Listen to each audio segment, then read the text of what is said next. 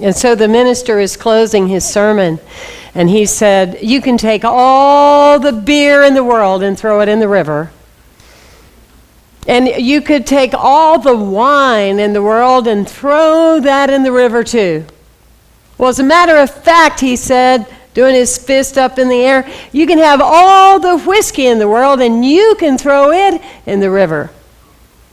The music director gets up and says, would you please turn to hymn number 365, Shall We All Gather at the River?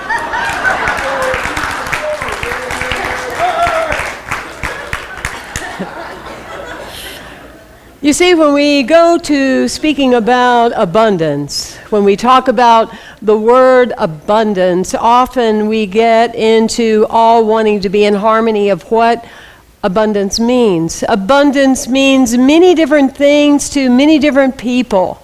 For some people, it's success beyond their wildest imagination with their careers. For other people, it's success in family. It can be both and. It can be several things. But rather than spending time debating, what success means, what abundance means, why not focus on one fundamental truth? True abundance means that life and law are forever giving of themselves, and we are here to benefit. An African proverb would say, God is dreaming and we are it. God is dreaming and we are it. Abundance, coming to life to give, not to take. To show up, whether you're at Publix, in your relationship, with your family, with everything you do. Here I am, and I know that experience of my being present in the present moment is going to be more than when I arrived. I love to go pick up my shoes from the shoe guy, because he says to me, Yo is his name, he says to me every time, you're the only one that pays me more than I charge. And I said, you bet. You bet. How do you pay for everything in your life more than is expected? Are you with me? Does that relate with you? I love the vows of unity. I love meeting with couples when they come in to get married, when they're going to do the beauty of their love forever. And I love the statement that we say in unity, may ye need one another, but not out of weakness. May you want one another, but not out of lack. And may you discover a greater love because you have loved each other. To me, you can take that same paragraph within those vows, and that can be our personal vow with the universe, yes? May we need to show principles not out of weakness, but because we have been taught by the master teacher that life is abundant, that there's always more than enough, that we never have to be concerned about our clothes, our being, our energy, because it is a spirit of giving that is guiding us. May we want experiences in our lives. How many of you are wanting something right now?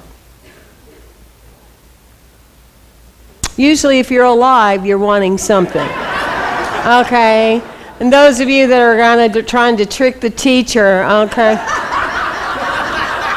Even if you want to wake up tomorrow, how many of you would want that? Okay then, there we go. So we all want something because innately that's who we are. We are created in the God design to want. That is what we're here to do. Show how God can express. We're made that way. Our DNA, our wires are, I want. Yes? Yes. But not out of lack. And that's the distinction.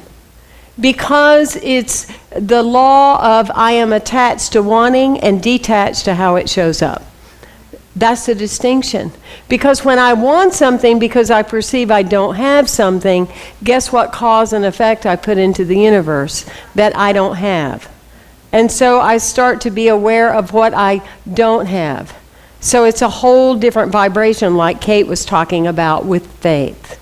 So many people don't make this distinction. I don't really like the job I'm in, so I'm just getting by to get my paycheck while I wait for my good job to come. Well, good job doesn't come because it won't come from that vibration. You know, we know it in a simple way is when we've had the flu and we're in bed. You can't stay with the flu energy to get better. Amen? You got to have that shift that goes, I'm done with this. Clean the sheets. I am done. You know what I mean? It's a brand new day. I am done with this. But something within you calls your name out loud, just like that little plant that burst through cement. It's called the spirit of giving, and it recognizes you the moment you recognize it. Think of all the athletes in the world and all the pianists and musicians that practice and practice and practice before they ever see their first win. Amazing, yes? Papa Charlie, our Charles Fillmore, said it like this. Papa Charlie, yeah?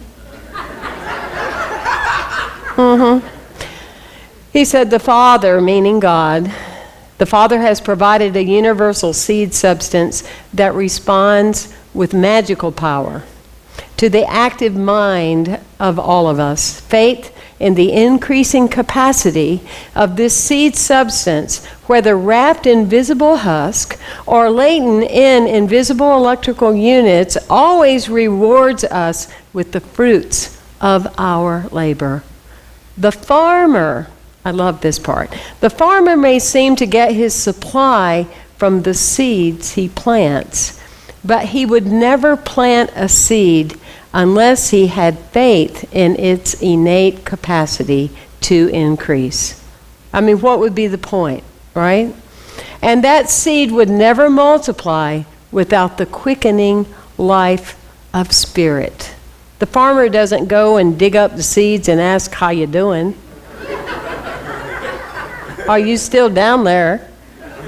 You know, it doesn't, does it? No, because there is a faith in that quickening, in that life force, that life has got this. We often forget when we look at celebrities, and we use them because we all happen to know the same people.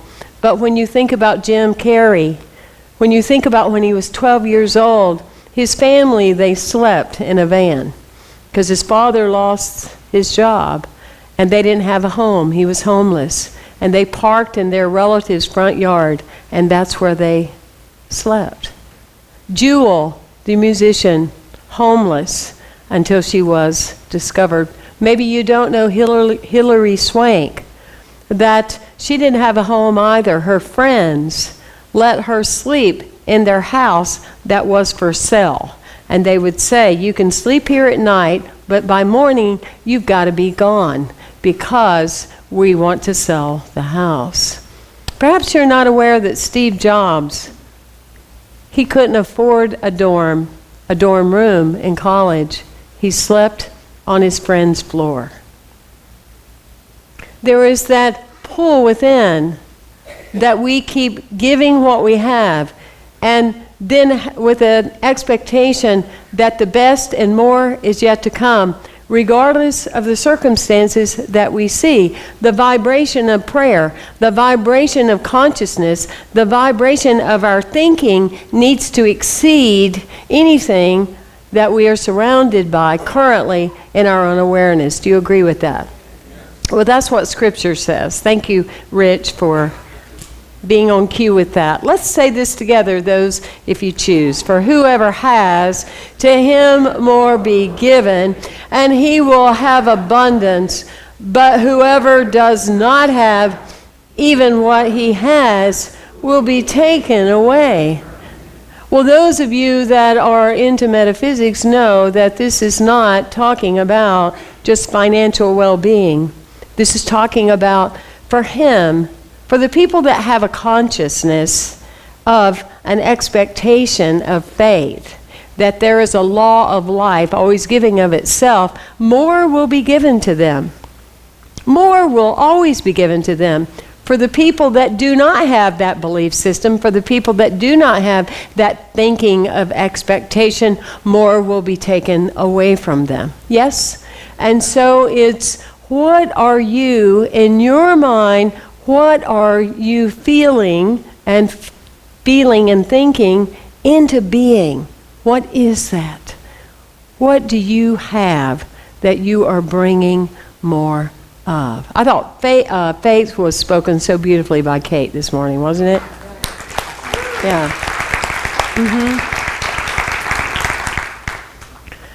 When I think about abundance, I think about the 4 C's, and they're kind of interesting.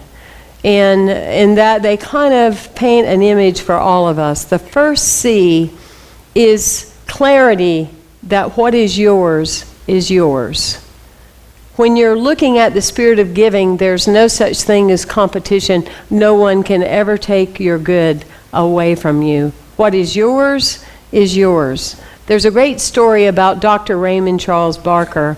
He in his day had 2,000 people coming every Sunday in New York to hear him speak. He was amazing. And so one particular week, the hotel manager, where they had their weekly meetings, called and said, "Dr. Barker, I really need to meet with you. We have a problem.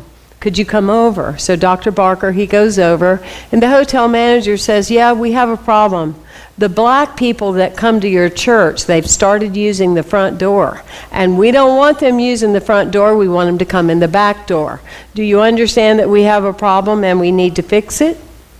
And Dr. Barker said, "Oh, we don't have a problem at all." The hotel manager said, "Oh, I'm so glad that you agree."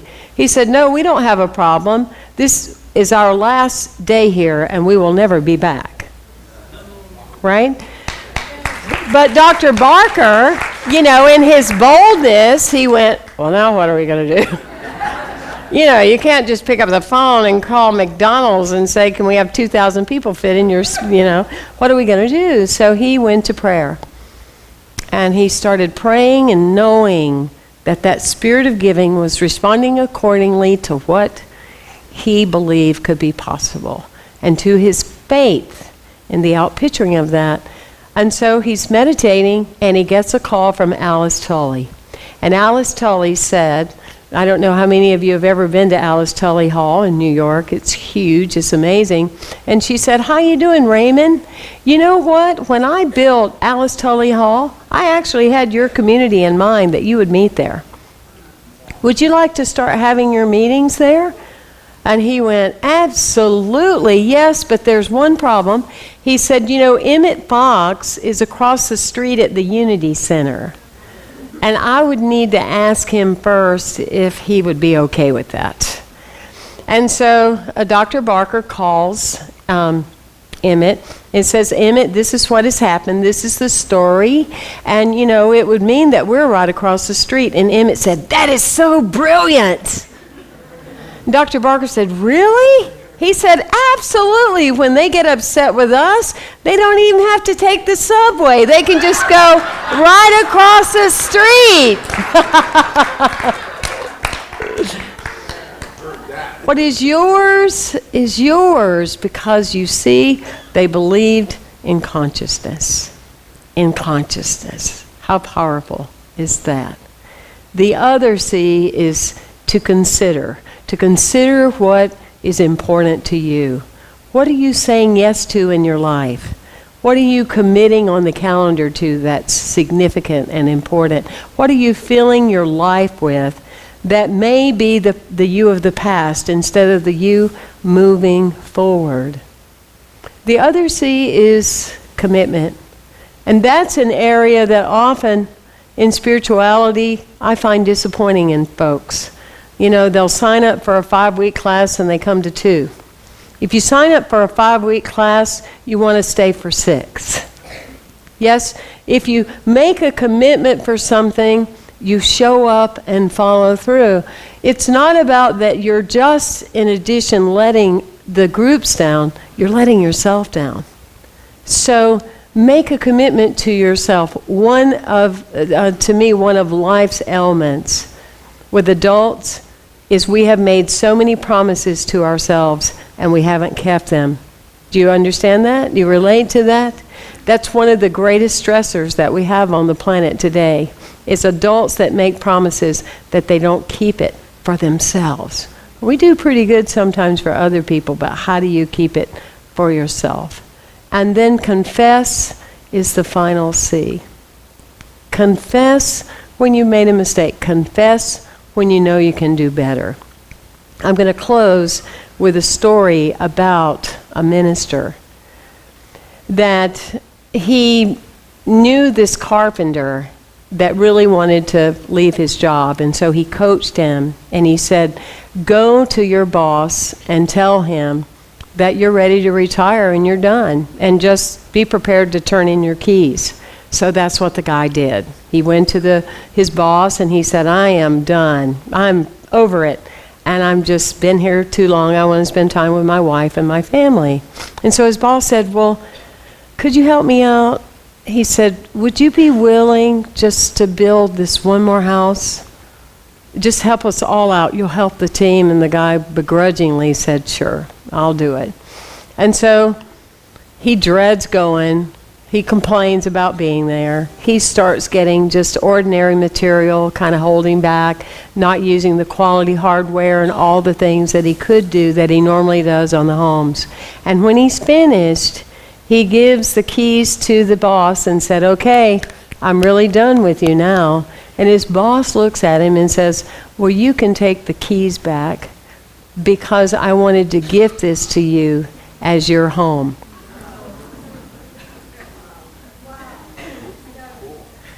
You never know with what you're building now, with what you're going to have, and what you're going to be gifted in the future. Think about your spiritual life that you're building today and how valuable it is to you right now. Thank you for coming today. Bless you. Thank you.